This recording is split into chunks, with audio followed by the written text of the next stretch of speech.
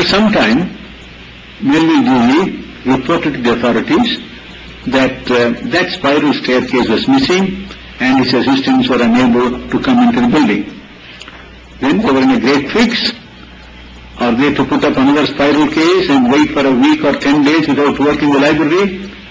Or what were they to do? Well, Melvil Dewey, I suppose, did not even smile on that occasion. Probably was very, very serious looking. And they said, all right, I shall allow your lady assistants to come to the main door. That's a very remarkable experience I heard from that old student of Melvil Dewey. And then Miss Van said she is here to make a survey of the DC position in the Asian countries. I am telling her now that the very first gentleman that thought about finding out the needs of the different countries in the adoption of DC was Melvil Dewey himself. As my contact with him, which I narrated a few minutes ago, shows, his mind had already wandered into India and into Asia. And if he had lived a little longer, probably he would have already done something which Miss Vaughan is trying to do now. And what is more important, as a result of my correspondence with him, and as a result of the needs of correct educational methods, I had been teaching classification using both CC and DC simultaneously and making a comparative study of them almost in every hour, both in practical hours and in theory hours. Well, that has disclosed several points where the DC required to be amplified to make it suitable for Asian culture and Asian literature. So I come second in the line, next to Melvil Dewey.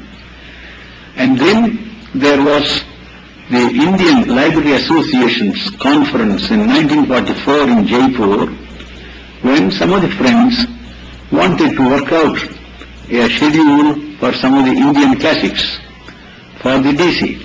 They did work out something. They asked me whether it was tolerable. I said it was tolerable. And then they said they were going to adopt it. Then I remembered what Melvil Dewey had written to me about the library's mangling scheme. I said, you don't know what you are in for. If you, although Melvil Dewey is no longer living, we don't know what kind of legal successors he has left, and if you begin to mangle it again with your own numbers, you may have to face a court of law. So I advised them to write to Lake Placid Club and then get their permission before they did anything. But I don't know what they did exactly, but I don't think anything has been done, no such scheme has been published so far as I know. What they did, I do not know. So the Indian Library Association was the third in succession. And then came the three representatives of the International Relations Office of the American Library Association, Jack Dalton, and then Swank, and then Ashheim, who had been passing through India several times. Well, at least Jack Dalton has done it several times. Ashheim has done it once. Sankey has done it once, I suppose.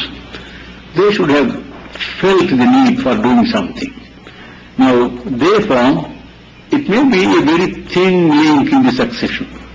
So, the fourth link is always a weak link in my scheme, and so it was a weak link.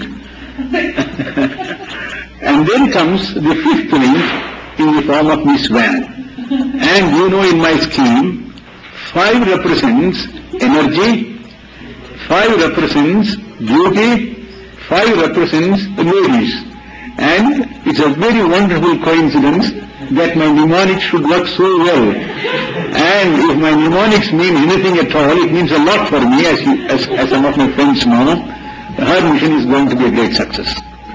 And this is the fifth in the lineage, to adapt DC to Indian conditions. Well, after that, another contact which I had very recently when I was in Oslo. It was last month that I was there. They had invited me when I was at Elsinore. I went there. Then they had kindly arranged for a lunch in which both Dr. Munthe and Kildall joined us. And we were about 15 or 20 librarians, and we had all kinds of reminiscences ranging from the days of Dewey down to that minute. And in the course of the conversation, I discovered, Kildall told me, whispered into my ears really, look here, Munthe once wrote a memoir on Dewey. He had never published it. Why not you get it out of him? Well, that whisper, I magnified and said that loudly, and I said, Munthe, you ought to give it to me. Then Munthe said, I had left it somewhere, I should have to search for it. Then I forget the lady who was sitting on my right. I charged her, it is your duty to help that old gentleman somehow to find out that memoir, and the memoir should reach me, and I am going to publish it. And then I turned to Kildall and said, you have prompted me to book Munthe, and I have done it, and you must pay your price for it. He said, what's the price?